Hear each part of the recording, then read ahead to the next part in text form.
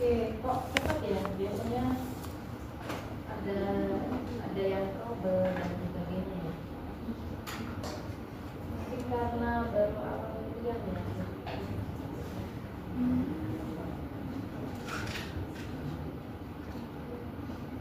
Nah, baik. Gimana kemarin hari pertama kuliah? Ini juga jam pertama ya? Iya. Kira-kira gimana, masih ngantuk? Apa terlalu bersemangat menyambut? Pekan ini kayaknya langsung udah ada asistensi ya? Asistensi praktikum juga udah langsung mulai ya? Karena pada semester ini itu banyak tanggal merahnya ya, banyak cuti bersamanya. Jadi kita punya waktu yang, dan dari universitas kita cuma dapat waktu yang sangat strict ya, dan sangat ketat gitu. Jadi kita langsung mulai ya, untuk praktikum juga langsung asistensi seperti itu ya. Nah, baik, untuk kuliahnya ya, kuliah biomol itu sama ya dengan mata kuliah yang lain ya, ada praktikumnya ya, dia terpisah ya. Jadi nilainya juga sendiri-sendiri, jadi satu. Nah, untuk mata kuliah ini yang jadi koordinatornya saya ya, dan bersama dengan berapa ya, mungkin kira-kira 8 pengampu yang lain ya. Ada Prof. Adam, kemudian Prof. Rumi, Prof. Puji, Bu Muti, Pak Purwanto, Pak Pugung, Bu Rais ya. Bu Rais ini yang koordinator praktikum ya dari Biomol. Kemudian di sini ada Kaprodi dan Sekprodinya ya. Jadi kalian kalau ada apa-apa besok pekan depan juga udah ketemu Pak Pur ya. Terus nanti setelah UTS ketemu Bu Muti ya. Jadi kalau ada kegalauan sebagai mahasiswa bisa menyampaikan. Kegalauannya apa kalau dari tahun pertama kemarin? Tahun pertama semester pertama. Saya udah tua, bahkan masih termasuk baru. Belum punya adik ya, kan di sini. Biasanya seneng ya kalau punya adik, seneng nggak sih? Oh, nggak seneng ya? Kenapa diikutin gitu ya? Yang jelas kalian bisa pinjemin catatannya ya toh, bisa jadi sumber informasi. Kan kalian di sini punya kakak tingkat juga ya? Maksudnya dari SMA yang sama gitu ada nggak? Enggak.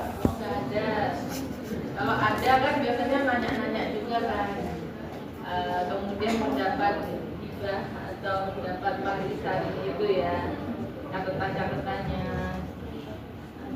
Tapi mungkin sudah nggak model catatan ya kalian. Oke, nah untuk pertemuan pertama ini saya akan menjelaskan dulu ya tentang kontrak pembelajarannya, kemudian juga penilaiannya bagaimana di mata kuliah ini ya.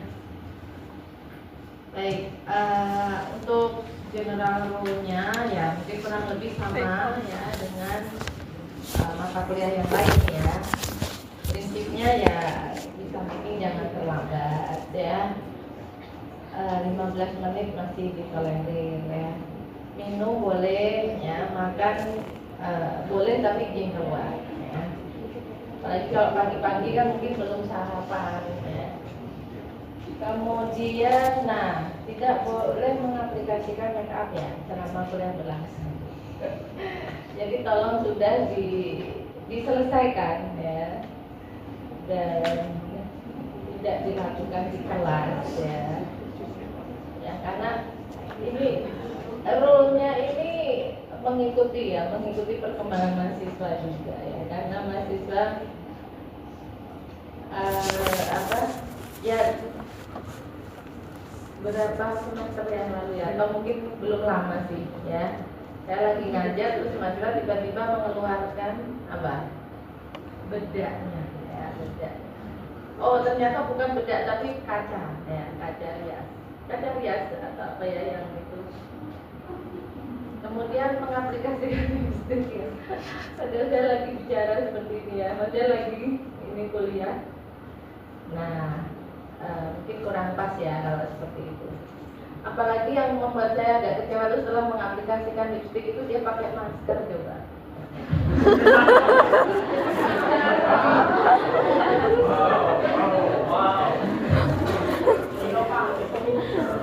Kalau yang cowok apa ini make upnya? Kalau yang cowok itu nggak kalah ya sekarang, tapi nggak tahu belanjanya di mana ya. Bukan make up tapi skincare ya, sebatas skincare aja. Mungkin sudah banyak ya yang cowok-cowok juga aware seperti itu ya. Pengen apa? Merawat ini ya, merawat diri. Oke, silakan tapi ya tolong dilihat tempatnya, waktunya ya. Kemudian HP-nya silent. Oke, saya mungkin juga belum. Ya. Kemudian silakan pakai gadget tapi ya yang related dengan perkuliahan ya, untuk menyimak materi misalnya. Kalau ada yang darurat mau menerima panggilan telepon bisa keluar dulu, izin keluar. Kemudian ya mengikuti perkuliahan dengan tertib. Ya baik, di sini ya kita kuliahnya 2 SKS dengan prerek biokimia, biologi, dan mikrobiologi ya. Yang mana sudah kalian ambil kemarin ya, karena itu nanti juga sangat related ya dengan biologi molekuler. Kemudian CPL ya, CPL dari mata kuliahnya adalah menguasai iptek terkini ya, untuk memahami ya di bidang kefarmasian. Kemudian CPMK-nya ada 4 ya, jadi kita bagi. Pertama adalah mempelajari tentang sifat materi genetik, DNA, RNA, seperti itu ya. Termasuk apabila ada mutasi pada DNA itu implikasinya bagaimana, kemudian mekanisme repairnya bagaimana ya. Kemudian mahasiswa juga nantinya ya diharapkan bisa memahami, menjelaskan keragaman variasi genetik atau yang istilahnya dulu polimorfisme ya, tapi sekarang itu tidak dipakai lagi ya. Istilah itu kita pakai keragaman atau variasi genetik. Kemudian bagaimana menganalisis DNA ya. Kemudian yang ketiga adalah bagaimana mekanisme ekspresi gen ya, baik pada eukariot maupun prokariot. Kemudian regulasinya juga bagaimana. Dan yang terakhir adalah aplikasinya ya pada patofisiologi penyakit, yang di sini kita contohkan adalah kanker ya, tapi pada materi yang untuk penugasan kita tidak limited pada kanker tapi juga infectious disease ya. Nanti kita lihat pada penugasannya ya. Nah jadi kuliahnya sebisa mungkin luring terus, tapi nanti tergantung kebijakan prodi S1 ya. Kalau ada cuti bersama, kemudian libur lebaran seperti itu, nanti apakah mungkin sebagiannya perlu secara daring ya. Kemudian kita akan pakai elok yang nanti akan saya masukkan ya. Saya masukkan peserta dari list di semester ya. Kemudian total perkuliahan itu kita ada 14 kali pertemuan ya, tapi nanti untuk materi UTS itu hanya materi 2 sampai dengan 7 ya. Jadi yang pertemuan pertama ini tidak untuk bahan ujian ya, karena nanti yang saya jelaskan itu mencakup semuanya ya secara general. Pengantar untuk semua materinya ya. Kemudian yang setelah UTS itu dari materinya dari pertemuan topik ke-8 sampai dengan 13. Nah, yang 14 itu berupa diskusi ya, nanti berupa diskusi panel ya. Oke. Nah, untuk penilaiannya ya, jadi 50% itu adalah penugasan ya, berupa tugas. Tugasnya ini secara kelompok ya, tapi penilaiannya tentu saja ada penilaian yang sifatnya individu ya. Nah, breakdownnya bagaimana dari tugas itu nanti kita nilai dari konten tugasnya, kemudian tampilan dari tugas dan keaktifan saat diskusi ya. Kemudian untuk UTS dan UAS masing-masing 25% ya. Ini kurang lebih mungkin sama ya dengan mata kuliah yang lain. Gimana? Kemarin waktu biokimia ataupun biologisnya gimana ceritanya? Penilaiannya menurut kalian cukup baik? Baik. Jadi tidak mengkhawatirkan ya, DS ataupun 2S sudah bisa dikira-kira ya. Oh, 25% itu segini ya. Terus untuk penugasan ya, penugasan itu nanti tolong kalian juga saling share ya dengan teman-temannya ya. Jadi nanti dalam penugasan itu kita akan minta kalau tugas kelompok, tapi kita harus minta kalian untuk membuat list ya, kontribusi dari masing-masing anggota itu seperti apa ya. Baik, jadi kegiatannya ya seperti ini, omong-omong ya, diskusi pada saat kuliah. Terus kalian bisa pelajari lewat elok maupun materi-materi yang lain, silahkan kalian. Saya rasa sudah banyak sekali ya konten-konten tentang biologi molekuler ya. Kemudian nanti juga ada pengerjaan tugas dan pengumpulannya ya. Tugas nanti dikumpulkan lewat elok seperti biokimia kemarin ya. Tapi di sini nanti semua sama ya deadline-nya ya. Jadi timeline-nya untuk seluruh kelompok itu sama ya. Jadi nanti kita akan minta setiap kelas ini ya, satu kelas ini membagi dalam 10 kelompok ya. Dimana nanti masing-masing sama ya, harus mengerjakan tugas itu dari nanti ya, intinya dari pekan ini sampai sebelum UTS. Jadi sebelum UTS itu sudah harus diupload di elok ya. Sambil nanti saya siapkan tempat untuk mengumpulkan tugasnya. Nah, kemudian baru setelah UTS itu kita akan buka sesi untuk kalian mulai diskusi ya. Oke. Kalau mau makan izin keluar aja ya. Jadi kalian bisa, nanti kita akan berikan ya guideline ya untuk pelaksanaan diskusinya bagaimana. Jadi diskusinya itu 2 kali ya. Yang pertama itu kalian secara mandiri membuat janji ya, janji temu gitu dengan dosen penilainya. Jadi nanti masing-masing kelompok itu akan kita bagi dosen penilainya siapa ya, dosen penilai tugasnya siapa. Kalian membuat appointment ya dengan dosen tersebut ya, untuk melakukan diskusi dan sekaligus penilaian. Jadi penilaiannya saat diskusi yang pertama ini ya. Tapi waktunya itu fleksibel ya. Jadi waktunya adalah dari UTS tadi, setelah UTS sampai dengan akhir pekan ke-13 ya. Jadi nanti sebelum diskusi yang di pertemuan terakhir ya, atau pertemuan ke-14 itu kalian sudah selesai semua untuk diskusi yang pertama. Jadi diskusinya yang secara mandiri dengan Bapak atau Ibu dosen hanya 1 kali itu ya. Kemudian diskusi yang kedua itu adalah di kelas ya, di kelas sesuai jam kuliah seperti ini ya. Itu juga 1 kali ya.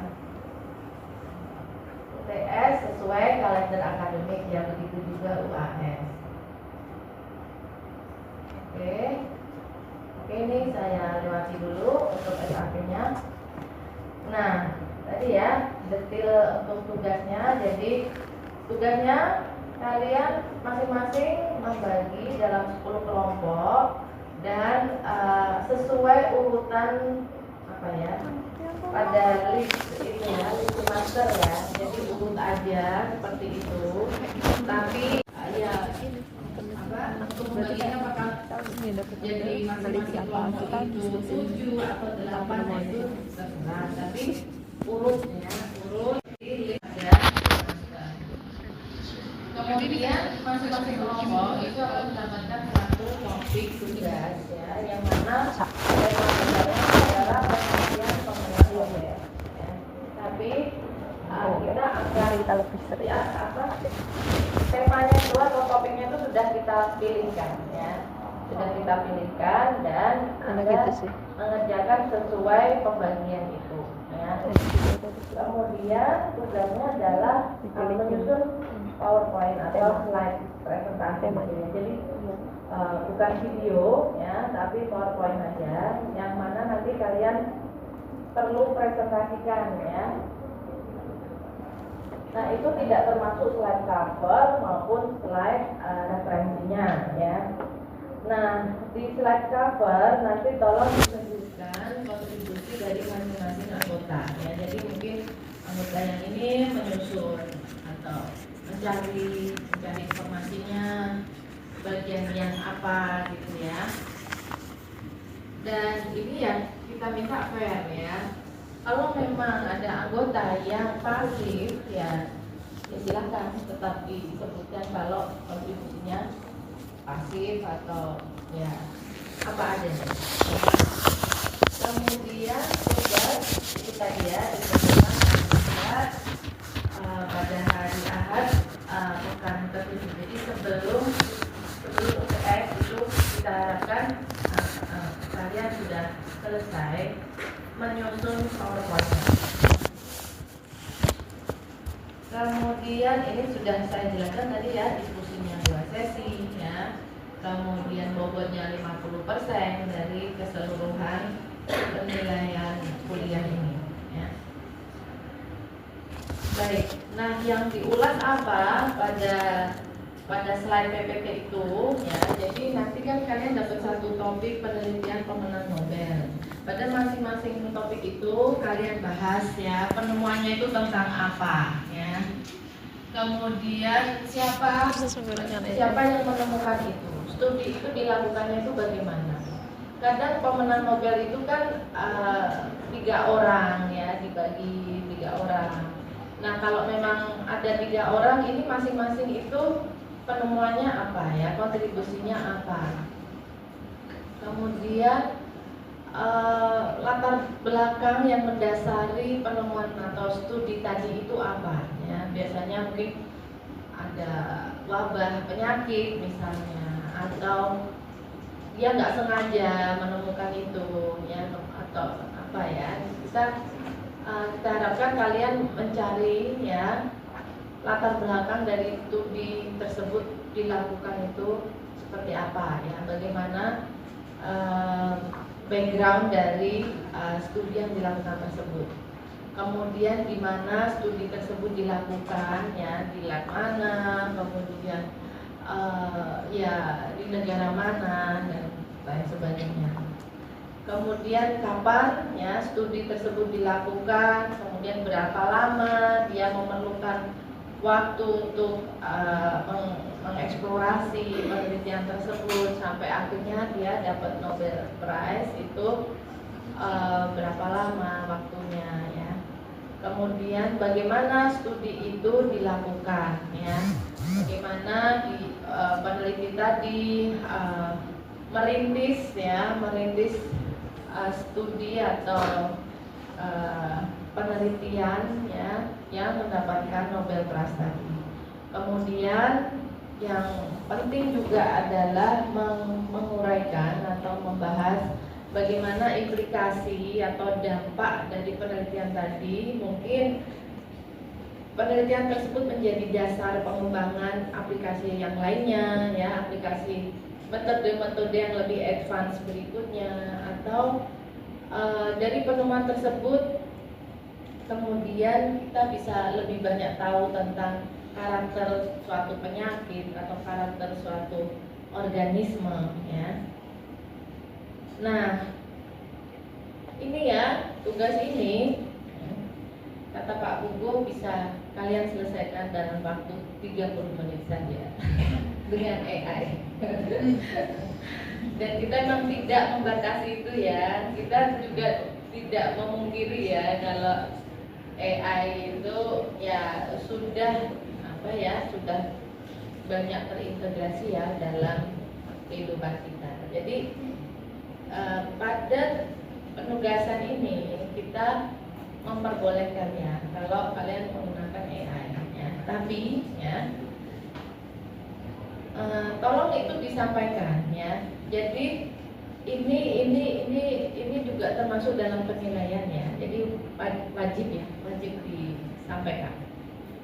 Karena nggak mungkin deh nggak pakai AI.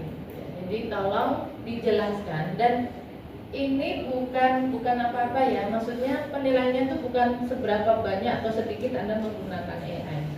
Jadi karena kita memang sudah sepakat untuk silakan gunakan AI, nggak apa-apa, tapi ya kalian harus jelas ya, jelas penggunaannya itu di bagian mana ya, prosesnya itu bagaimana ya. Jadi tolong nanti disampaikan ya pada presentasinya proses Anda menggunakan AI tadi ya. Ini sebenarnya dosennya juga mau belajar gitu ya. Yang dicari apa sih ketika kalian menggunakan AI, kalian itu untuk mencari apa ya. Kemudian pembagian tugasnya tuh gimana dalam satu kelompok itu ya. Oh, kamu cari yang ininya, nanti aku yang ngolah atau apa ya. Seperti apa tolong disampaikan. Kemudian apakah Anda googling biasa atau pakai AI yang seperti apa ya. Bagaimana Anda memperoleh informasi-informasi untuk mengulas ini tadi ya. Kemudian setelah dapat informasi tadi, bagaimana Anda mengolah data-data itu ya, bagaimana Anda kemudian mensintesis ya suatu ulasan berdasar data tadi ya. Di bagian mana Anda menggunakan AI-nya, kemudian sejauh mana Anda menggunakan AI tadi. Kemudian yang penting adalah setelah Anda mendapatkan info-info tadi dan kemudian mengolahnya, kemudian apa yang Anda dapatkan, apa yang Anda pelajari dari proses itu ya. Pengalaman pembelajaran Anda apa dari tugas ini ya. Begitu untuk tugas yang per kelompok ini ya, untuk yang diskusi yang pertama ya. Untuk ini apakah ada yang mau ditanyakan tentang penugasannya, atau mungkin bisa dipikirkan dulu ya. Nanti kalau ada pertanyaan boleh silakan. Nah, kemudian kan ini didiskusikan ya. Pertama yang sesi 1 itu tadi ya, Anda janjian dengan dosen ya. Nanti kita bagi setiap kelompok dapat 1 dosen, dan setiap dosen mungkin dapat 2, 3 atau bahkan 4 kelompok ya, dari satu kelas yang sama ataupun dari kelas yang berbeda. Nah, pada sesi yang pertama ini, jadi kalian tergantung kesiapan kalian kan. Tadi udah upload dulu semuanya ya sebelum UTS, berarti kan sebetulnya materinya itu sudah ada ya. Yang didiskusikan itu sebetulnya sudah jadi ya. Tapi apakah nanti saat diskusi Anda sudah menguasai materi tadi kan beda cerita ya. Nah, kalau Anda sudah merasa siap satu kelompok itu untuk penilaian, untuk diskusi, maka Anda kemudian membuat janji bertemu dengan dosen. Ya, saya sarankan jangan mepet, Pak, karena semua mata kuliah yang lain ataupun praktikum kan juga punya tugas-tugas ya. Jadi kalau semuanya ditaruh di akhir, nanti kalian kewalahan sendiri gitu, karena semua punya deadline di akhir semester atau menjelang akhir itu. Jadi menurut saya yang bisa dilakukan di awal seperti di penugasan ini kalian lakukan dulu ya, asal ya kalian mempersiapkan dengan baik. Nah, diskusinya itu dengan dosen tadi boleh online, boleh daring ataupun luring ya. Mau aja nanti, karena kadang kan mau ketemuan nggak pas-pas waktunya misalnya ya. Nah, itu boleh secara online, boleh, asal ya sepakatlah dengan dosennya ya. Nah, kemudian karena ini nanti ada penilaian untuk keaktifan diskusi, nah itu biasanya dari tanya jawabnya. Nah, kalau kalian hanya satu kelompok saja ketemu sama dosen, ya itu nanti yang tanya itu dosennya ya. Tapi kalau kalian bisa membuat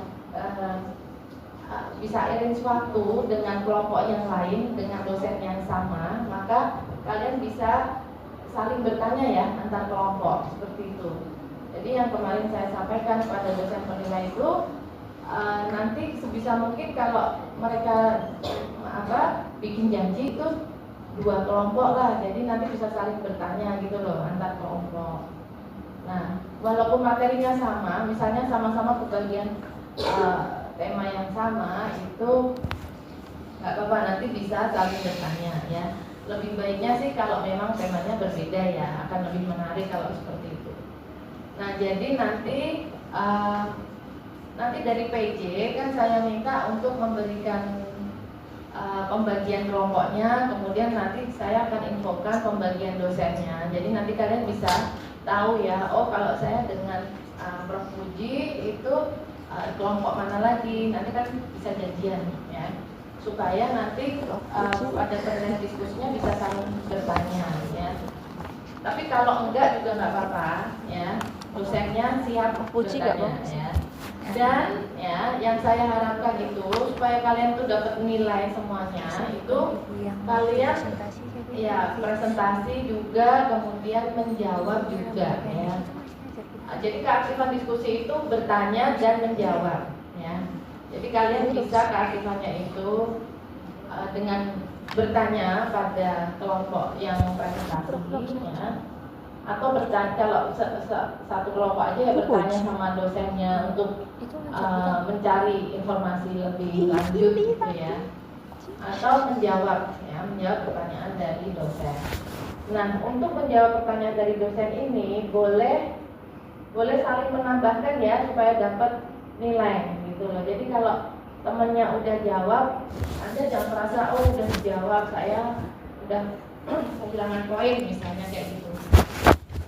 Itu nggak apa-apa kalau kalian saya pengen menambahkan jawaban teman saya gitu ya. Ya tapi agak ditambah-tambahin aja gitu ya. Jangan mengulang. Dan juga pertanyaan jangan tolong jelaskan lagi yang itu saya belum paham gitu, jangan ya. Jadi kita tidak ada penilaian bobot pertanyaan maupun jawabannya ya. Nah, kemudian kalian ada diskusi lagi sesi kedua. Jadi di sini nanti dosen sudah menilai presentasinya, menilai konten PPT yang kalian buat dan juga keaktifan diskusi. Nah, kemudian di pertemuan ke-14 itu apa yang dikerjakan? Jadi di situ kalian satu kelas ini membuat diskusi panel ya, panel dua kelompok besar ya. 2 kelompok besar itu kita bagi, kan tadi 10 kelompok ya, kelompok 1 sampai dengan 5 itu bergabung membuat PPT lagi yang ringkas ya. Tapi PPT ini langsung dipresentasikan ya, enggak diupload di Elok, jadi enggak ada deadline segala macam seperti itu ya. Dan PPT-nya itu mendiskusikan gimana dari temuan-temuan yang sudah kalian bahas di topik 1 sampai 5 tadi, untuk ya pengembangan pengobatan penyakit yang disebabkan oleh virus ya. Ini nanti kalian bisa ambil ya penyakit apa gitu ya, misalnya AIDS. Kemudian pengembangannya itu bagaimana berdasar dari penelitian-penelitian pemenang Nobel yang sudah kalian bahas ya. Jadi singkat saja, maksudnya tidak jadi ini agak lebih fleksibel ya, lebih bebas seperti itu. Intinya adalah gimana kalian menghubungkan penelitian dasar tadi pada pengembangan pengobatan penyakit yang disebabkan oleh virus ya. Jadi itu nanti bareng-bareng kelompok 1 sampai 5. Kemudian kelompok 6 sampai 10 sama, tapi dia membahas bagaimana implikasinya pada pengobatan penyakit kanker. Dan itu fleksibel ya, maksudnya nggak strict. Kalian kankernya mau ambil yang mana silakan ya, sama dengan yang kelompok 1 sampai 5 yang penyakitnya mau dibahas apa silakan ya. Nah itu panel, jadi nanti kan ini 2 SKS ya, satu kali sesi perkuliahan ini 2 SKS, nanti dibagi 2, yang satu kelompok besar itu presentasi, nanti kelompok yang lainnya bertanya dan sebaliknya. Jadi mungkin presentasinya bisa 20 sampai 30 menit, nanti tanya jawabnya 10 sampai 15 menit masing-masing panel tadi ya. Tapi ya itu tadi langsung dipresentasikan aja, nggak perlu di-upload ke Elok ya. Dan itu nanti adalah sifatnya menambah ya, menambah nilai keaktifan diskusi ya. Jadi kalau pada waktu yang sesi pertama tadi Anda merasa kurang maksimal, kurang aktif, tolong di yang pertemuan 14 itu kalian perform gitu ya. Jadi nanti bisa menambah nilainya ya. Begitu.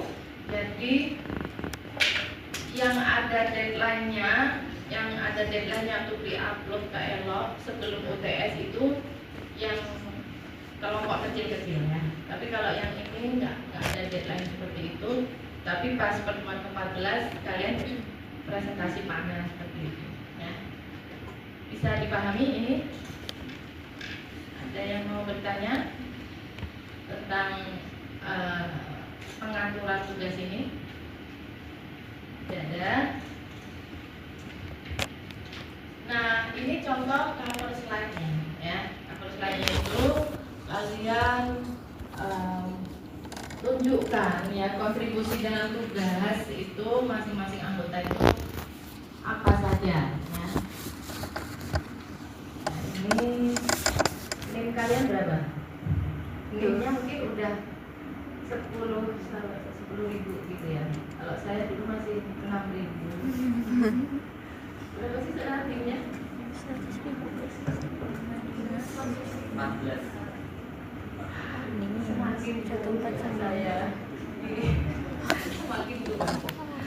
Baik.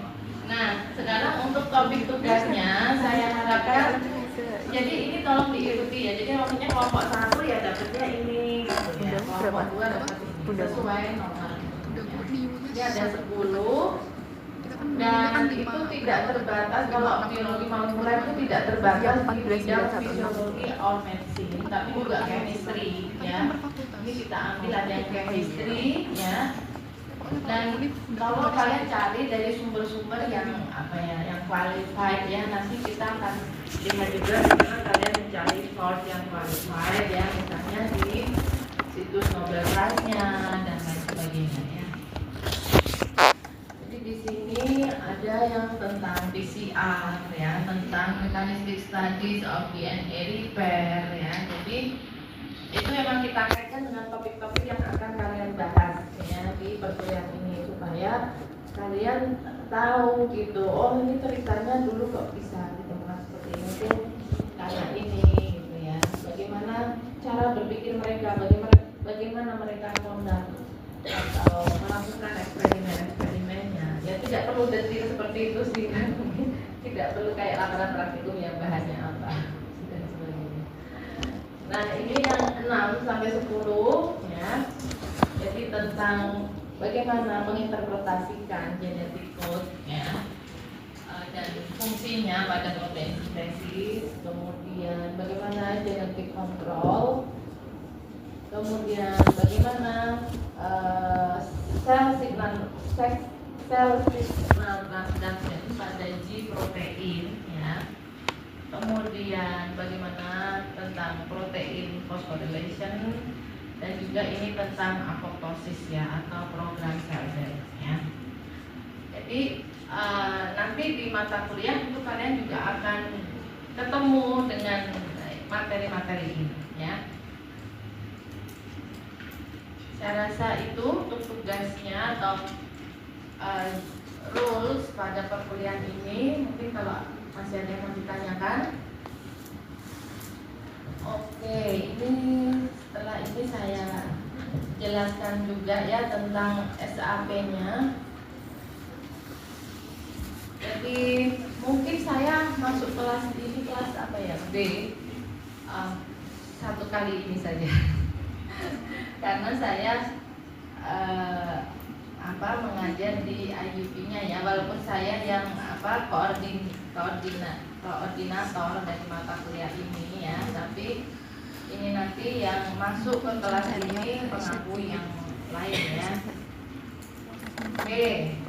Nah, untuk yang sekarang ini ya, pengenalan, kemudian besok pekan depan verifikasi DNA, kita mulai membahas tentang DNA ya. Verifikasi DNA, mutagenesis, reparasi DNA ya, dengan Pak Purwanto maupun dengan Bu Rumi ya. Kemudian nanti membahas variasi genetik dengan Pak Pugu, analisis DNA dengan Bu Puji, kemudian mekanisme infeksi virus ya dengan Pak Pugu lagi ya. Kemudian nanti setelah UTS kita akan mulai bahas bagaimana ekspresi gen itu ya, meliputi transkripsi, translasi, kemudian regulasinya bagaimana ya di sistem prokariot maupun eukariot, kemudian bagaimana sistem signal transduksi dan komunikasi antar sel, bagaimana sel itu berproliferasi, bagaimana apoptosis itu ya terjadi ya sebagai mekanisme homeostasis sel ya. Nah, kemudian untuk diskusi tadi yang panel, nanti masing-masing kelas diampu oleh Bapak Ibu dosen ini ya, yang sudah saya plotkan ini.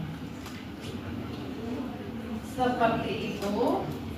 Nah, bagaimana? Apakah sudah mulai terbayang ya tentang apa itu biologi molekuler ya? Kira-kira kalian ini enggak kenapa biologi molekuler itu prereknya biokimia sama biologi sel? Kira-kira apa yang ini semua kata-kata ini yang ada di SAP ini asing atau sudah familiar ya, karena kemarin pandemi mungkin kalian sudah sering dengar ya DNA, RNA gitu ya. Ini masih terasa alien atau enggak nih materi-materinya? Yang jelas invisible ya, nggak bisa kelihatan ya. Dan kayaknya kita nanti ya kesulitan ya kalau sesuatu nggak bisa dipegang gini ya, nggak bisa dirasakan atau dilihat. Yang sekarang anak sekarang senang lakukan itu kan sesuatu yang lebih real gitu ya, misalnya bikin kosmetik itu seneng ya kalian, tapi kosmetik itu seneng ya. Terus apa lagi? Praktikum semester kemarin yang paling kalian senangi apa? Pembiakan mikroorganisme. Mikrobiologi. Jadi kalian bikin kita yang ada meledak. gitu ya. Tapi yang paling jarang itu yang meledak sih. Apa?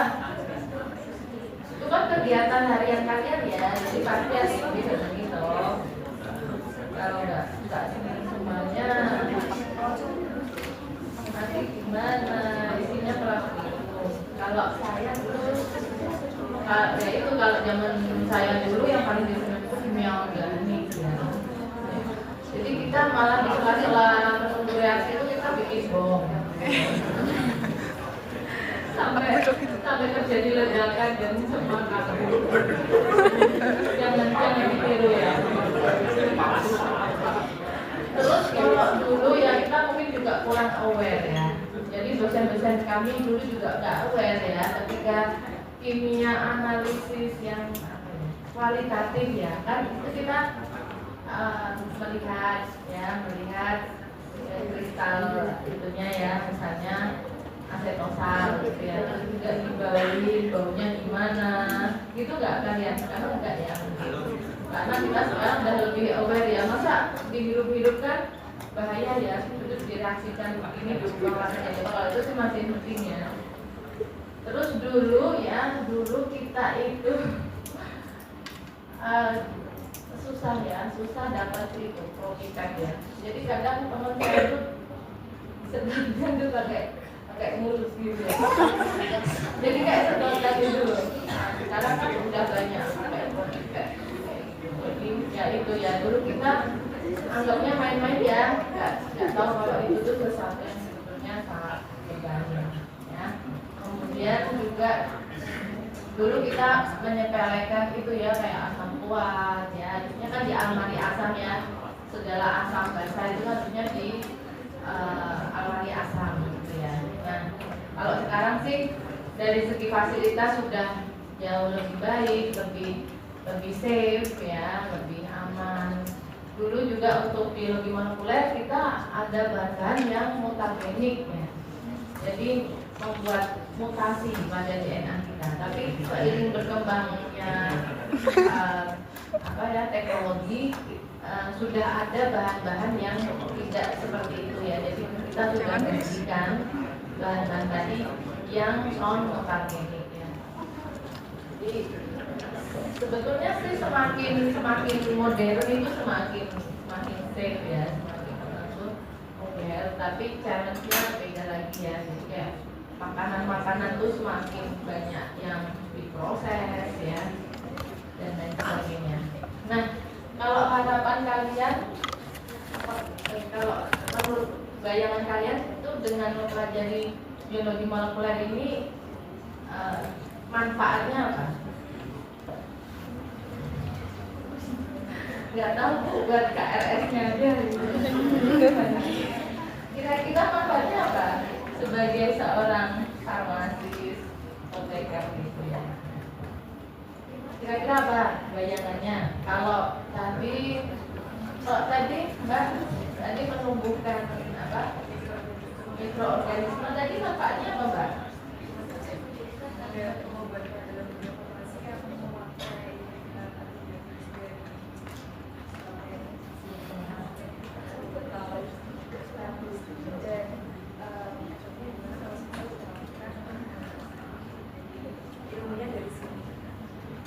Oh yang biologi molekuler betul. Tadi misalnya Mbak siapa namanya?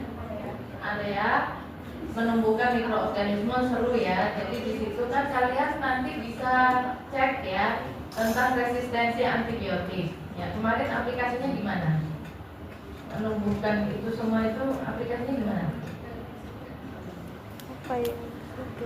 Jadi kalau dulu teman saya numbuhin yeast gitu ya, dia kan itu kayak di scratch ya, kayak di kita bilangnya di hapus gitu ya. Terus dia tulis I love you gitu ya. Besoknya udah tumbuh. Tapi nggak romantis mungkin ya karena itu keluarga. Tapi kalau mau seperti itu kan nggak kelihatan.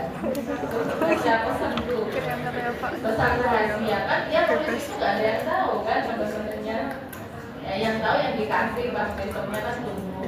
Tapi kalau dia semua disuruh gini udah. Nah itu terus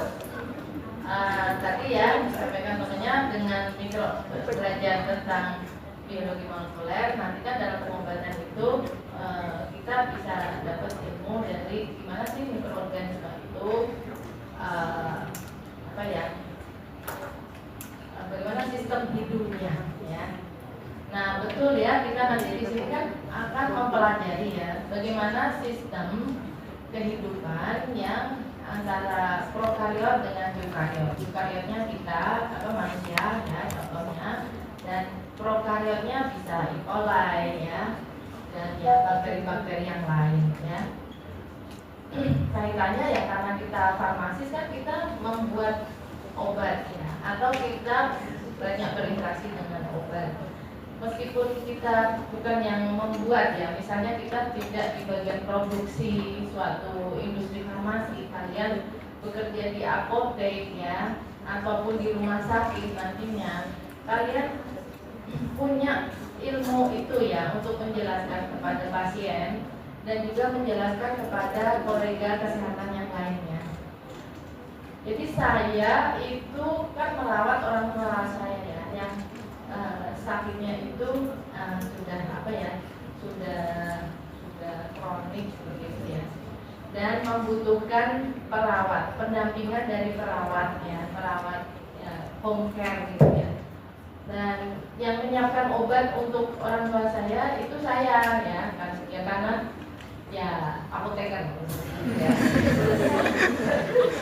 Tapi ternyata betul ya, tenaga kesehatan yang lain yang bukan apoteker itu agak blank gitu ya tentang obatnya. Jadi misalnya saya bilang, oh tadi saya belum masukkan antibiotiknya gitu ya. Terus perawatnya nanya, jadi dia mahasiswa keperawatan sebetulnya ya, yang saya minta untuk mendampingi merawat bapak saya. Terus, oh yang mana Bu, antibiotiknya yang mana? Yang ini ya, dia nunjuk itu kalsium laktat ya. Jadi bapak saya kan ada osteoporosis gitu ya, jadi diberikan misalnya. Jadi mereka pakai aja yang sudah saya bagi-bagi, oh ini untuk obat pagi, siang, malam, tanpa mengkritisi gitu loh. Ini tuh sebetulnya gunanya untuk apa gitu ya. Sebetulnya kalau perawat kan agak dekat ya, agak dekat dengan obat loh sebenarnya kan mereka memberikan ya. Nah itu jadi harapannya kita sebagai farmasis ataupun nanti apoteker itu bukan robot atau operator ya, yang hanya oh nanti diresepin dokter apa sih, ya udah kita siapin aja gitu ya. Kita perlu mengkritisi ya, oh ini tuh sebetulnya pasien ini sakit apa ya, kemudian ini pengobatannya udah tepat atau belum ya. Tapi mungkin ya perlu skill ya untuk skimming resep ya. Nanti kalau tiap kali kalian merenungkan resep ini apa, nanti pelayanan di apotek nanti akan jadi lama sekali ya seperti itu ya. Tapi Anda bisa ambil kasus apa gitu ya. Jadi misalnya gangguan metabolisme itu kan sekarang kalau di dunia kesehatan juga dirawat oleh berbagai dokter spesialis ya. Di sini mungkin ada juga ya yang kadang mungkin perlu mendampingi orang tuanya periksa kesehatan gitu ya. Jadi kalau sekarang kan dokter itu udah dispesialisasi macam-macam. Nah, apoteker nanti juga mau ada spesialisasinya ya katanya ya. Oke. Jadi kita ya perlu memahami tentang diri kita sendiri sebagai eukariot ya, dan juga terhadap penyebab penyakitnya ya. Kalau infeksi ya bakteri, virus itu bagaimana sih sistem kehidupannya, karena kita mentarget untuk mengeradicate atau ya menghilangkan mereka gitu ya. Dan juga ada lagi penyakit yang disebabkan oleh gangguan metabolisme ya, ataupun penyakit degeneratif ya seperti kanker dan lain sebagainya. Oke.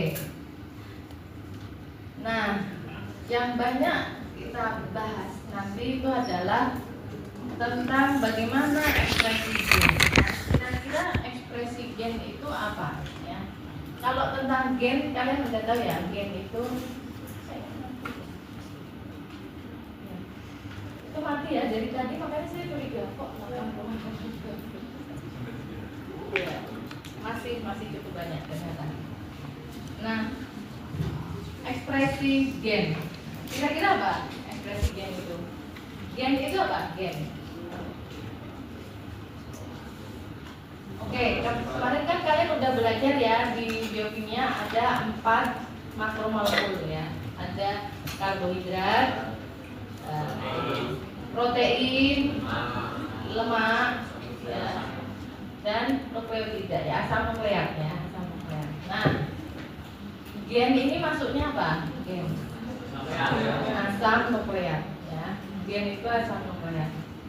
Nah, kemudian ekspresi gen apa ini? Ekspresi asam nukleat ya. Ekspresi itu apa? Misalnya kalian lagi sedih, ekspresinya gimana? Coba ekspresi sedih. Saat ini kalian sedang bahagia atau sedih atau oh ini kayaknya ekspresinya kangen ya, lama nggak ketemu temennya selama liburan. Gimana rasanya liburan? Healingnya apa healingnya? Mungkin saat ini baru mengumpulkan semangat ya. Jadi sekarang saatnya kalian mungkin merasa apa ya, sedih mungkin karena habis dari ketemu orang tua, terus sekarang harus ngekos lagi sendiri gitu ya. Nah, kalian kalau mengekspresikan sedih gimana? Contoh ekspresi sedih apa? Menangis. Terus cemberut, lemes gitu ya. Kalau ekspresi marah, mana? Kenapa? Teriak. Mukanya merah ya. Nah, ya, itu ya contoh-contoh ekspresi ya. Ekspresi bahagia ya, senyum-senyum terus, senyum-senyum sedih. Saking bahagia, mungkin loncat-loncat ya.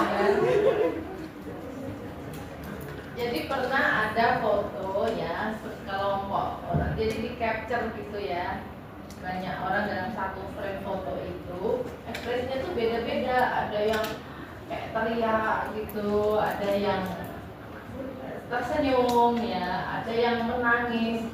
Dalam satu frame kok bisa macam-macam tercapture nih, pada lihat apa gitu ya. Ternyata itu melihat konser artis kesenangannya. Ternyata ekspresinya bisa bermacam-macam seperti itu, tercapture dan tercapture gitu ya. Jadi itu ceritanya menonton konser The Beatles. Kalian nggak tahu ya? Kalian tahunya apa sih lagunya? Nah, The Beatles itu mungkin lagunya kakek nenek kalian ya, kakek nenek. Ya. Nah itu mungkin ya sekarang ya konser penyanyi siapa lah gitu ya terkenal gitu. Ternyata ekspresi penonton itu bisa macam-macam ya. Jadi ada yang ekspresinya kayak sedih, ada yang bahagia banget. Nah, ekspresi gen itu juga seperti itu ya, bermacam-macam ya. Tapi kita bisa kelompokkan ya dalam satu kelompok makromolekul. Ini tadi kan gen itu asam nukleat ya. Nah, ekspresi dari si gen itu tadi apa? Berupa apa? Kan tadi kalau sedih nangis ya, pasti diekspresikan dengan air mata ya, diekspresikan dengan teriak. Nah, kalau gen itu ekspresinya apa?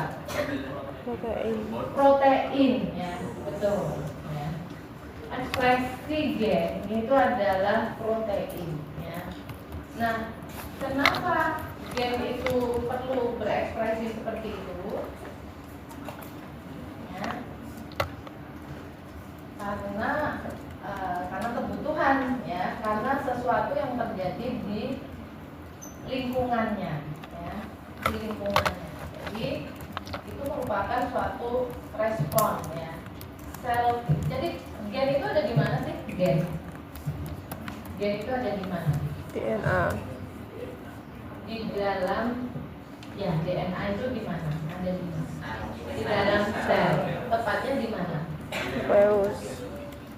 Di inti sel ya, di dalam inti sel. Jadi tidak hanya di sel tapi di dalam inti sel, berarti dalam banget ya, lebih dalam daripada sel itu loh, karena dia ada di dalam inti sel.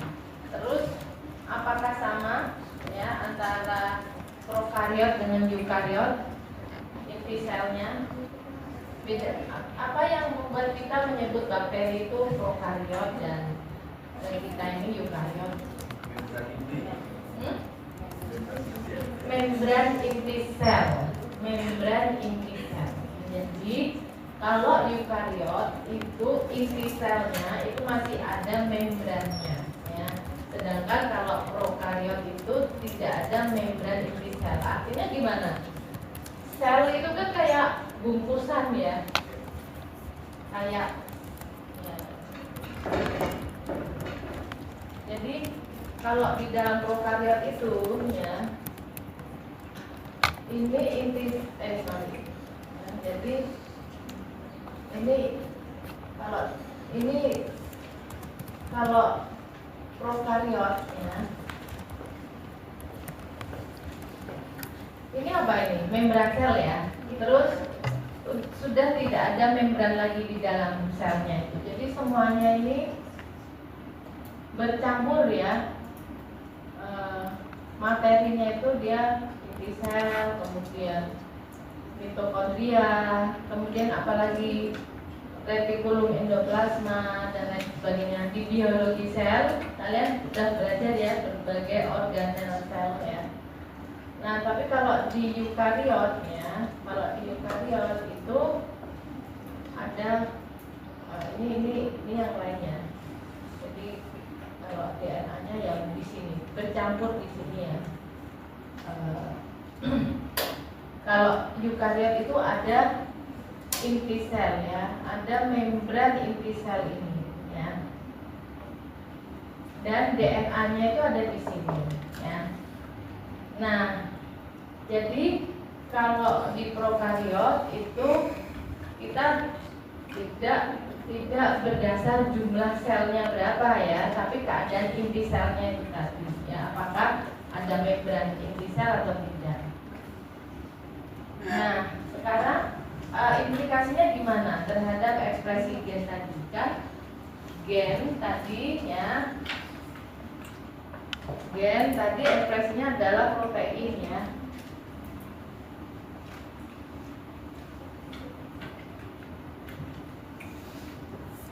Gen itu ya menjadi protein. Ya, sekarang kalian tahu nggak? Gen ini tadi asam nukleat ya. Asam nukleat. Nah, ini kan sebetulnya suatu apa ya? Polimer ya. Ini juga polimer ya. Penyusunnya apa? Kalau polimer itu kan ada unit penyusunnya ya. Ini gen ya, DNA. Ini penyusunnya apa ini? Penyusun DNA. Basa nukleotida, terus apa? Jadi nukleotida ya penyusunnya ya. Nukleotida.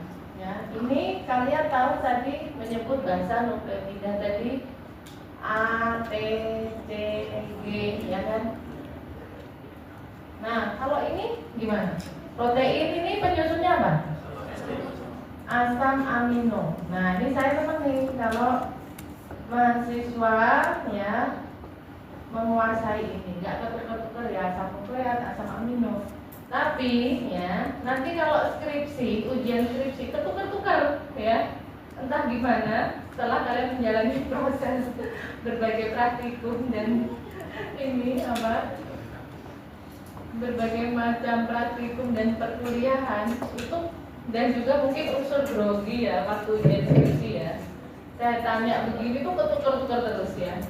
Terus benar nih yang ini penyusunnya semakin bingung ya. Nah, oke, sekarang protein itu penyusunnya asam amino. Asam amino itu ada berapa? Tadi kan 4 ya. Di sini ada 20 asam amino yang esensial ya. Ini sampai ke sini itu menurut kalian bahasanya sama nggak? basa. Ini kita bicarakan penyusunnya tadi ya. Kan ini kan nukleotida, ini asam amino. Sama atau berbeda? Berbeda ya, bahkan berbeda sekali ya, berbeda sekali.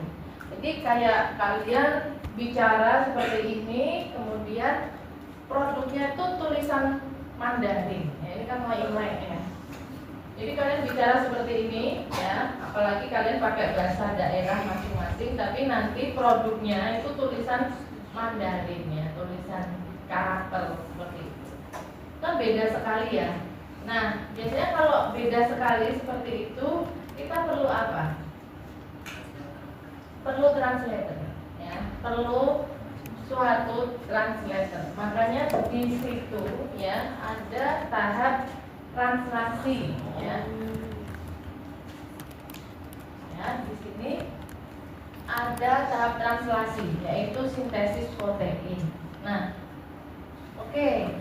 Jadi karena ini beda sekali bahasanya, maka tidak bisa langsung ya diubah gitu loh, dari nukleotida ke asam amino itu terlalu beda bahasanya ya. Nah, sehingga perlu ditranslasikan, dan karena kompleks seperti itu ya, dan juga ini sangat penting ya, proses ini sangat penting. Kalau di sini ada mutasi, nanti kalian akan pelajari ya mutasi ya. Misalnya di sini TTT A C C G P misalnya ya. Terus ada mutasi ya. Mutasi ini jadi TT G A C C G T ya. Jadi satu ini berubah ya. Coba kita cari. Nah, sekarang kita berarti kan harus pelajari ya gimana sih proses translasinya ya. Sekarang sih enak ya ada translator itu ya. Jadi kita asal baca tulisan Korea, apa namanya tulisan Korea? Oh, itu udah bisa. Kalian otodidak bisa tahu ya, belajar gitu ya. Itu kan tinggal kalian potret ya sekarang. Potret langsung keluar dan ininya apa gitu ya. Nah, kalau ini proses translasinya kalian tahu gimana caranya? Pembacaannya. Nanti dipelajari ya di itu. Dan juga tadi ada yang dapat ini kan, dapat materi tugas dari interpreting genetic code ya. Jadi dibacanya kan 3-3 ya kan? Per 3 ini jadi 1 asam amino ya. Nah, sekarang kalian bayangkan kalau ini di nukleotidanya hanya mutasi berubah 1 basa saja ya. Tapi ini akan jadi asam amino yang berbeda, bisa jadi seperti itu ya. Bisa jadi ini jadi asam amino, maaf saya nggak hafal ya. Ini nanti kalian bisa cari tahu ini asam amino X misalnya ya. Di sini tidak jadi X lagi tapi Y ya. Yang mana sifatnya itu beda sekali. Nah, itulah pentingnya proses ini ya. Proses ekspresinya supaya blueprintnya atau cetakannya itu disuruh diterjemahin jadi apa, di sini juga harus tepat seperti itu. Kalau enggak nanti dia jadi asam amino yang berbeda yang mungkin akan mengubah sifat dari protein itu secara keseluruhan ya. Jadi ini adalah resepnya ya, ini adalah cetakannya ya. Jadi kan kita pengen produknya itu sesuai cetakan ya, yang diminta tuh bikin apa sih gitu. Jadi ceritanya kalau kalian itu terluka misalnya ya, kalian terluka, maka kita ada sinyal untuk harus sintesis atau harus membentuk sel-sel fibrinogen untuk menutup luka tadi. Nah, fibrinogen segala macam itu kan protein ya. Berarti dia harus jalan ini cetakannya ya. Karena di dalam ekspresi gen itu ada on-off-nya ya. Ada tombolnya. Jadi nggak boleh ya terus-terusan on ya, dan ketika dibutuhkan dia juga mesti bisa diaktifasi. Kalau sudah tercukupi dia kemudian off lagi. Nah ini karena prosesnya harus tepat dan jauh sekali, maka ini ada intermediate-nya, ya namanya RNA. Jadi RNA ini perantara supaya dari yang cetakan yang kompleks ini jadi asam amino yang benar, ya. Karena di sini nanti ada proses cross check-nya. Dari sini nanti juga ada proses cross check-nya. Jadi regulasinya itu ketat, ya. Bedanya apa DNA dengan RNA? Gimana? Beda. Untai ganda, betul. Jadi kan lebih kompleks ya, karena dia untai ganda, ya. Sedangkan kalau RNA ini satu untai saja dan lain sebagainya. Nanti kalian bisa pelajari, ya. Nah, kemudian DNA ini penataannya gimana di dalam inti sel tadi? Jadi sel aja udah kecil, ini di dalam inti sel dan dia terpacking dengan sangat kompak, ya, dengan sangat ketat. Dia melilit, ya, suatu protein, ya, yang namanya histone, ya. Jadi kalian bayangin seperti benang di penjahit itu, ya. Nah, kan ada seperti tabungnya yang dililit oleh benang tadi, ya. Oke, sebelum ke situ kita bayangkan dulu, ya. Ini jadi biologi molekuler itu ceritanya kalian diminta ngalamun, ya, membayang-bayangkan. Ya. Kalau prokariot tadi kan satu sel, ya, sedangkan yang eukariot tadi ada juga sih yang satu sel, ya, tapi kebanyakan itu multiseluler, ya. Nah, ini kan tadi ceritanya kan kalau ekspresi gen itu berjalan itu untuk merespon perubahan lingkungan, ya. Kalau misalnya tadi contohnya yang eukariot tadi misalnya terluka, ya, terluka kemudian butuh protein-protein baru, ya, untuk menutup luka tadi. Nah, kalau ini terjadi pada organisme yang satu sel, ya, kira-kira gimana? Kalau dia gagal merespon. Kalau tadi manusia tadi yang contoh eukariot tadi gagal merespon itu luka tadi, ya, gagal merespon dengan benar, ya, yang terjadi gimana terhadap lukanya tadi?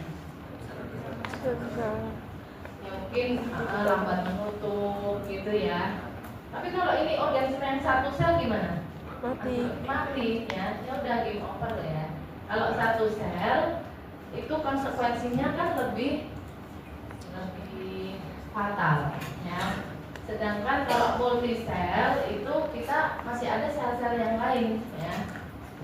Jadi ekspresi gen ini, ya, beda settingnya, ya, antara yang prokariot dengan eukariot. Kalau prokariot itu dia setting ini sistem regulasinya itu dia on, ya. Jadi dia harus cepat-cepat, dia harus dinamis sekali, ya. Ketika ada perubahan lingkungan, oh kok nggak ada glukosa sebagai sumber energi, yang ada laktosa, maka dia harus mengaktifasi sistem ekspresi gen yang menghasilkan protein-protein untuk mendegradasi laktosa jadi glukosa, sehingga dia bisa ambil glukosa itu untuk sumber energinya, ya. Begitu juga nanti kalau dia kekurangan triptofan, dia harus segera, ya, mengaktifasi ekspresi gen untuk menghasilkan protein-protein yang bisa untuk mensintesis triptofan, ya. Nah, kalau organisme eukariot seperti kita, ketika pada state ini, pada state sekarang ini, itu kita namakan sudah sebagai mature, ya, mature organism. Jadi kita ada state embryonic state, ya, dan yang sudah mature. Nah, kalau sudah mature itu gimana? Tandanya sudah well differentiated, ya. Jadi dulu kalian mungkin nggak ingat, ya. Dulu ketika kalian masih satu sel di dalam perut ibu kalian itu kalian juga berbeda, ya. berproliferasi, ya, dan belum berdiferensiasi. Tapi seiring bertambah umur embrionya mulai berdiferensiasi. Nah, kalau sudah terdiferensiasi ya harus berhenti, ya, harus berhenti, tidak boleh berproliferasi seperti itu, ya. Kemudian ketika berproliferasi itu juga harus ada sebabnya, ya. Sebabnya apa? Misalnya tadi luka, ya. Kemudian terbentuk jaringan baru, ya, sel baru untuk menutup luka itu. Terus gimana kalau sudah tertutup lukanya? Harus berhenti juga, ya, nggak boleh kan terus-terusan on, ya. Jadi kalau eukariot itu defaultnya itu off, ya, kalau yang eukariot, ya. Jadi ini beda setting seperti itu, ya. Jadi di dalam ini kalian ketika nanti mempelajari regulasi ekspresi gen itu berbeda settingnya antara yang bakteri dengan kita, ya. Nanti kalau setting kita yang ini yang on, ya, maka nanti akan menimbulkan ketidakseimbangan, ya. Jadi kalau di eukariot itu intinya adalah tetap menjaga homeostasis, ya. Homeostasis itu keseimbangan, ya. Jadi kalau diperlukan diproduksi, kalau udah cukup berhenti, ya. Jadi yang sedang-sedang aja, yang secukupnya saja, ya. Kalau yang prokariot dia harus selalu on, ya, karena dia harus selalu merespon, cepat merespon, ya, harus fast respon. Kalau nggak fast respon dia bisa game over itu tadi, ya, karena dia hanya satu sel saja. Nah, jadi nanti kalian akan pelajari, ya, bagaimana sistem on off-nya, gitu. Bagaimana sistem ini, ya, mutasi repair-nya bagaimana. Nah, sekarang kan sumbernya ini tadi, ya, cetakannya kan ini, ya, cetakan. Nah, sekarang padahal cetakannya itu dalam keadaan dalam situasi di packing dengan sangat ketat, seperti, ya, ada kalau susah bayangin penjahit itu tadi lakban, tahu, ya, lakban isolasi, ya. Kalau dia melilit seperti itu, padahal di dalam isolasi tadi ada tulisan-tulisan, ya, ada sequence bahasa seperti ini, TTC dan sebagainya, dan ini kan harus diterjemahkan tadi, ya. Kira-kira kalau dalam posisi yang melilit seperti itu, seperti lakban atau isolasi tadi, kalau dia ketat sekali seperti itu, apakah bisa dibaca tulisannya? Tulisan yang ada dalam untai lilitan tadi sulit dibaca, ya. Padahal harus dibaca, ya. Kalau mau, jadi dari sini ada proses namanya transkripsi, ya. Kemudian ini ke sini tadi translasi, ya. Nah, untuk ditranskripsi juga harus dibaca, ya. Tapi kalau dia melilit seperti ini kan susah, ya. Jadi ini perlu ada remodeling, ya. Ada modifikasi pada struktur kromatin supaya lilitannya itu jangan terlalu ketat, supaya nanti dia bisa dibaca, ya. Dibaca oleh, kalau di sini RNA polimerase. Terus di sini ada juga proses dari DNA jadi DNA, namanya replikasi. Kalau di sini yang baca adalah DNA polimerase. Nah, ini lilitannya tadi antara apa? Histon dengan DNA, ya. Kenapa kok bisa melilit dengan ketat seperti itu? Ada interaksi apa? Nah, biasanya kalau tarik menarik itu karena berlawanan, ya. Jadi DNA ini tersusun dari apa? Fosfat, ya, gula deoksiribosa, ya, dan basa ini tadi, ya. Nah, fosfat ini dia negatif, ya. Gugus fosfat, siapa yang kemarin kimia organiknya dapat A? Banyak, ya. Nah, fosfat negatif betul, ya, negatif, ya. Nah, histon ini kan suatu protein, ya, tersusun dari asam amino yang asam amino itu kan tidak sama, ya, matanya ada yang matanya negatif seperti asam karboksilat ya. Kok asam apa? Yang asam amino negatif.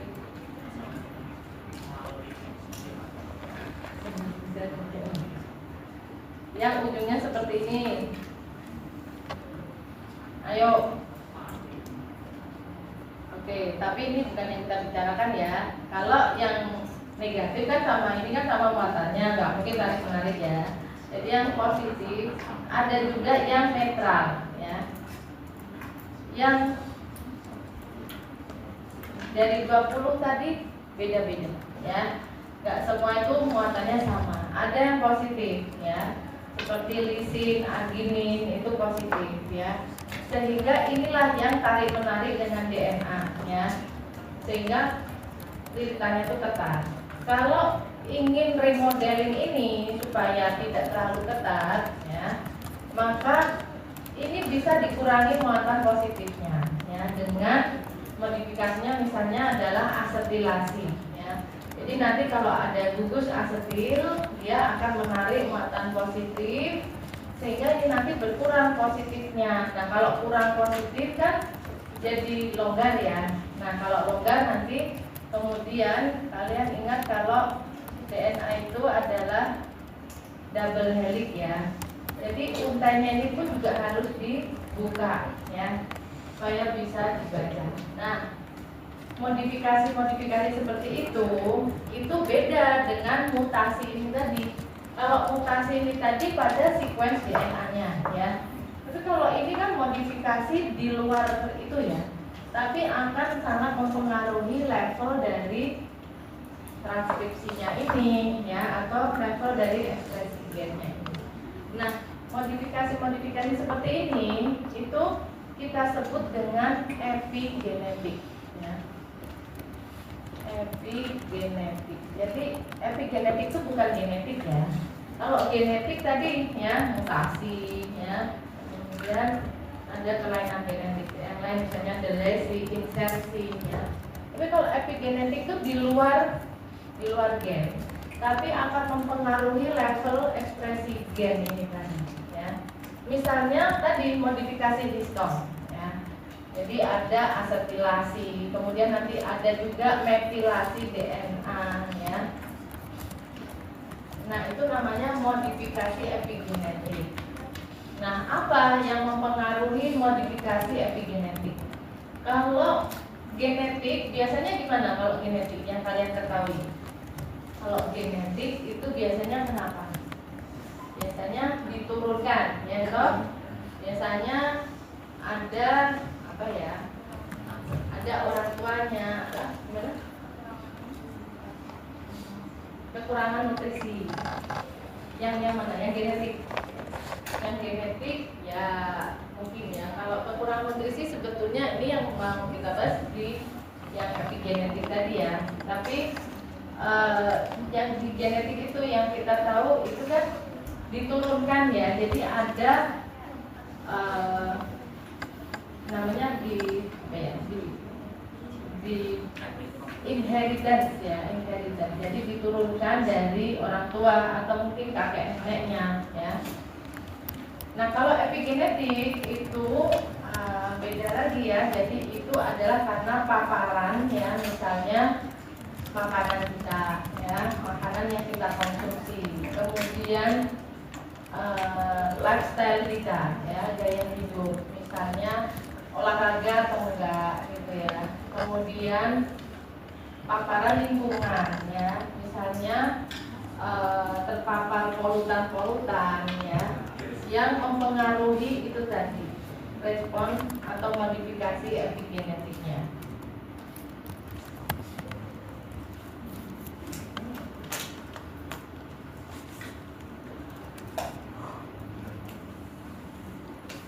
Nah, baik, tadi kalian sudah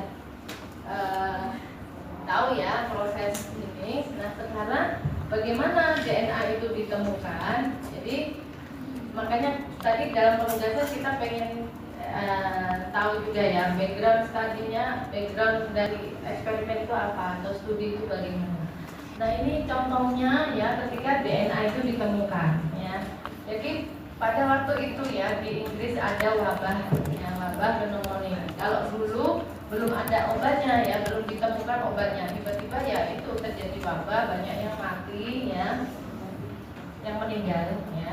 Nah kemudian ada ilmuwan ya, Prof. Griffith ini dia, jadi di situ ya pada waktu itu sudah diketahui ya kalau Staphylococcus pneumonia itu ada dua jenis ya, yang kita sebut strain ya. Ada strain yang S ya, namanya strain seperti ini, yang di sini digambarkan dengan yang warnanya merah, dan ada yang strain R itu yang warnanya kuning. Nah, dua strain ini ternyata beda sifatnya. Kalau yang merah ini dia virulen, artinya kalau dia menginfeksi seseorang atau organisme, dia kemudian akan menyebabkan organisme tadi mati ya. Ini percobaannya dia pakai mencit ya. Nah, kalau yang R strain ini dia tidak menimbulkan kematian, atau kita sebut ini non virulen ya. Nah, kemudian Pak Griffith ini mencoba memanaskan yang S strain ya, yang S strain itu dipanaskan dulu baru diinjeksikan. Nah ternyata kalau dipanasin dulu baru diinjeksikan itu mouse-nya atau mencitnya itu tetap hidup ya, padahal tadi mati ya kalau tanpa pemanasan. Kalau dipanasin tidak mati. Nah kemudian percobaan berikutnya dia campur ya S strain yang sudah dipanasin tadi dicampur dengan R strain. Nah R strain ini kan sebetulnya non virulen ya, tidak menyebabkan kematian sebetulnya. Tapi ketika ini dicampur ya dan diinjeksikan kepada mouse ya, mencitnya itu mati ya, mencitnya mati. Dan ketika diambil sampelnya, sampel darahnya itu di dalam tubuh si mencit yang mati ini tadi tidak ditemukan yang R strain ya, tapi ditemukannya S strain semua. Nah, berarti di sini terjadi apa? Terjadi perubahan ya, yang R strain itu berubah jadi S strain ya. Karena tadi kan sebetulnya ini sudah dimatikan ya, yang S strain, dan ketika percobaannya seperti ini dia tetap hidup mencitnya, tapi ketika dicampur dengan R strain dia mati, dan di dalamnya itu ternyata ada S strain semua. S strainnya nggak ditemukan lagi, yang ditemukan S strain yang hidup ya. S strain yang hidup kan virulen ya. Nah ini kenapa sebabnya? Orang bertanya-tanya ya, ini yang menyebabkan ini jadi ketularan jadi S strain ini gimana caranya? Kok bisa berubah jadi S strain? Nah tapi dia mau melanjutkan penelitiannya. Ini terjadi Perang Dunia Pertama ya, jadi itu labnya dibom dan sebagainya. Kemudian itu dikontinunya di Amerika ya, dilanjutkan di Amerika.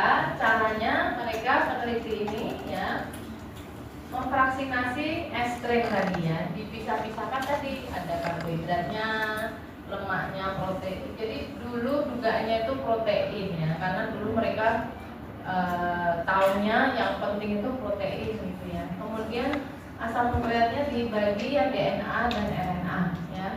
Kemudian dicampur dengan R strain tadi ya. Nah ternyata yang bisa mengubah jadi S strain yang tadi virulen tadi adalah yang dicampur dengan komponen DNA ya. Sedangkan yang lainnya ini ya tetap R strain ya. Nah dari sini mereka yang tadinya tidak menganggap asam nukleat itu sesuatu yang, atau DNA itu sesuatu yang penting, itu jadi ternyata yang bisa membawa ya informasi genetik itu adalah DNA-nya ya. Jadi bukan makromolekul yang lainnya yang selama ini dikira tadinya mungkin protein seperti itu ya. Nah ternyata DNA inilah yang membawa informasi genetik itu tadi, sehingga pada percobaan ini walaupun sudah dimatikan, tapi DNA-nya itu masih ada ya. Yang mati itu organismenya, DNA-nya masih ada, dan dia kemudian bisa mengubah ya DNA dari R strain tadi menjadi S strain ya. Nah, kemudian pada percobaan-percobaan lainnya, studi berikutnya akhirnya ditemukan ya struktur dari DNA ya. Bagaimana perbedaan DNA dengan RNA, kemudian bagaimana menerjemahkan DNA ini tadi ya. Ini mau Imlek, apakah bisa membaca ini? Solusi saja mungkin sudah ya. Nah itu tadi ya, bahasanya itu kan berbeda ya. Jadi perlu translator itu tadi. Nah kemudian kita tahu kalau DNA yang di sini itu gen itu sebetulnya panjang sekali ya, banyak sekali sequence-nya. Tapi yang mengkode protein, akhirnya jadi protein seperti ini hanya sebagian kecil seperti ini ya. Dan ini nanti kita sebut ini sebagai non-coding sequence ya. Jadi sebetulnya kita hanya belajar satu fraksi ilmu saja ya, ini hanya yang coding sequence ya. Kemudian nanti kalian juga akan pelajari ini bagaimana sel itu berproliferasi ya. Ini tadi kita sudah bahas ya bagaimana packing dari DNA ya yang sebetulnya sangat panjang tapi terpacking dengan compact ya di situ. Oke. Nah, tadi ya saya sebutkan bahwa perlu modifikasi DNA ya. Yang mana ini kita sebut sebagai epigenetik ya. Ini untuk pengayaan aja ya bagaimana asetilasi tadi pada asam amino yang positif. Nah, contoh lagi untuk modifikasi epigenetik atau bagaimana epigenetik itu bisa mengatur ya sistem ekspresi gen dalam tubuh kita. Misalnya pada random selection ini ya, pada random inactivation dari kromosom XX ya. Jadi XX ini kromosomnya siapa? Perempuan ya. Kalau laki-laki apa? XY ya. XX ini apakah X-nya itu sama atau beda? X-nya itu dari mana? XX perempuan itu X-nya dari mana? Dapatnya dari mana? XX tadi. Dari ibu saja? Dari ibu dan ayah ya. Jadi dua X itu bukan X yang identik sama ya. Tapi X yang satu tuh X dari ibunya ya, dan X yang satunya lagi adalah X dari ayahnya ya. Di sini ya, pada saat awal embrio itu mula-mula kan ketemu ya X ibu dan X bapak ya. Tapi ternyata dalam early development dari embrio tadi akan terjadi inaktivasi dari salah satu X tersebut ya. Tapi secara random. Jadi di sini ya langsung ada seleksi di tahap awalnya ya. Antara dua X itu ternyata tidak dua-duanya itu aktif ya, tapi ternyata salah satu itu diinaktivasi ya. Jadi di sini ada contoh yang ini X dari ayahnya yang diinaktivasi dan yang di sini yang X dari ibunya yang diinaktivasi. Nah, tapi perubahan ini itu akan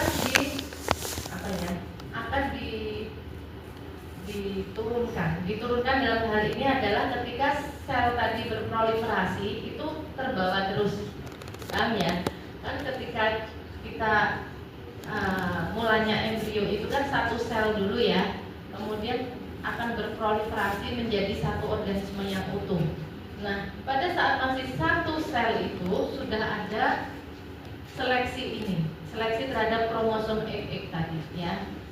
Kemudian ketika sel ini berproliferasi maka akan membawa modifikasi itu tadi, akan membawa seleksi itu tadi terus ya sampai dia jadi organisme yang utuh. Itu dia membawa X maksudnya salah satu X itu saja yang sebetulnya aktif ya. Dan di sini yang X dari ibunya, yang di sini X dari ayahnya. Jadi sebetulnya ya hanya salah satu X saja yang aktif. Dan ini ya seleksi seperti ini termasuk dalam epigenetik ya. Jadi epigenetik itu di luar sequence dari gen ya, jadi bukan di ATC gennya itu enggak ya, tapi ada modifikasi seperti itu ya. Nah, intinya adalah genetic control. Tadi misalnya supaya kromosom ini DNA-nya bisa dibaca ya, ada asetilasi ya. Kemudian tadi ada random selection ya. Jadi dia akan mengatur level dari transkripsi atau ekspresi gen ya. Dan ini dipengaruhi oleh lifestyle ya, makanan, kemudian gaya hidup, olahraga atau tidak, kemudian ya dan lain-lainnya ya. Jadi kita ini ya, fenotip kita itu ditentukan oleh dua hal ya. Yang pertama adalah yang kita dapatkan dari orang tua atau kakek nenek kita ya, yang kita sebut itu sebagai genetik ya. Jadi nanti misalnya ada variasi gen ya, variasi gen. Oh, memang di keluarga saya itu kolesterolnya pada tinggi-tinggi ya, mungkin ada gen yang metabolisme kolesterol itu ada defect ya, ada variasi genetik yang tidak bisa memetabolisme kolesterol dengan baik misalnya.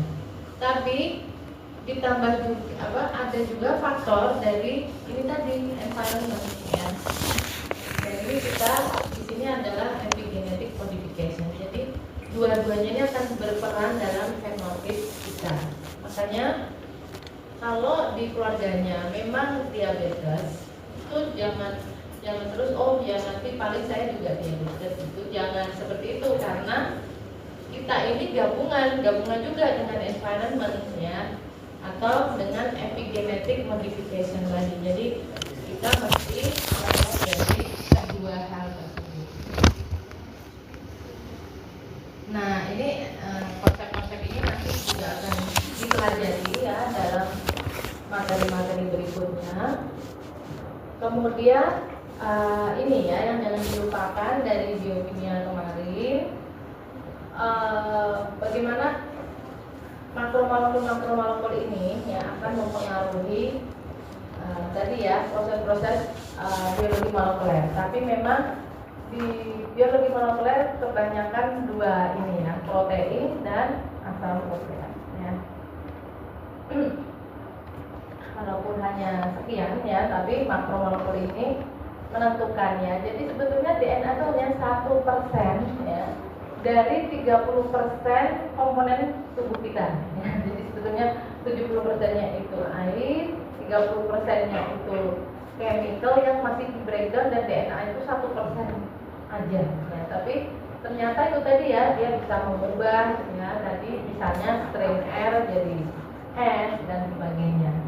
Kemudian jangan bosan dengan ATP, kalian nanti akan ketemu ATP ya, walaupun tidak persis seperti biokimia ya, tapi misalnya fosforilasi itu menemukan ATP ya, nanti sumber fosfatnya itu ATP.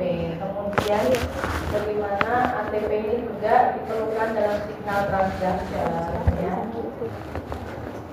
Kemudian pengaturan ini ya, itu juga mengikuti yang seperti kemarin dijelaskan di biokimia ya, bahwa ada negative feedback regulation ya. Jadi kalau produknya tadi ekspresi gen itu kan protein ya, kalau produknya itu sudah banyak, maka dia akan loop seperti ini ya, negative regulation untuk menghentikan proses tersebut ya. Nanti pada topik regulasi ekspresi gen Anda akan banyak temui ya mekanisme seperti itu. Baik, saya rasa itu. Apakah ada pertanyaan dari materi ini? Dan apakah sudah cukup ya menggambarkan apa yang akan dipelajari nanti? Ya.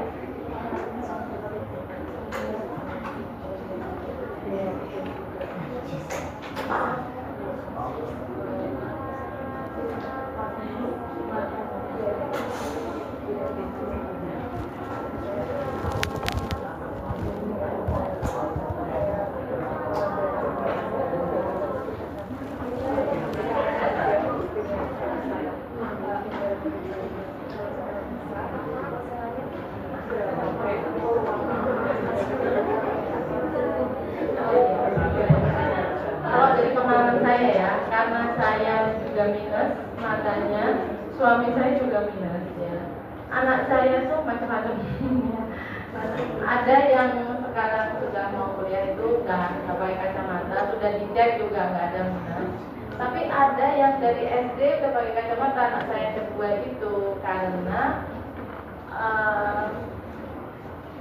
nah kalau diperiksakan dan dia minusnya juga udah banyak, langsung banyak gitu, langsung tinggi seperti itu. Tapi adiknya lagi enggak seperti kakaknya itu ya. Dan itu faktornya genetik ya, yang disampaikan dokternya ke saya banyak ya, ada yang jelas ada faktor genetiknya itu karena ibu dan bapaknya juga pakai kacamata ya, apa minus ya, dan juga silinder. Tapi ya ada lifestyle juga yang berperan di situ. Jadi ternyata nggak tahu ya, ini ada yang orang tuanya. Jadi kalau silinder itu ternyata ada peran dari tingkah laku yang meningkatkan dengan cepat, yaitu di puncak-puncak matanya itu ternyata silindernya langsung cepat naik. Jadi kalau silinder itu nggak boleh puncak-puncak mata. Jadi baiknya kayak menghindari kucing dan ya yang men-trigger mata gatal seperti itu supaya dia nggak puncak-puncak mata. Kalau puncak-puncak mata dia cepat meningkatnya silinder itu tadi. Dan kalau silinder itu agak susah diturunin. Kalau minus malah masih bisa katanya. Kan sekarang ada teknik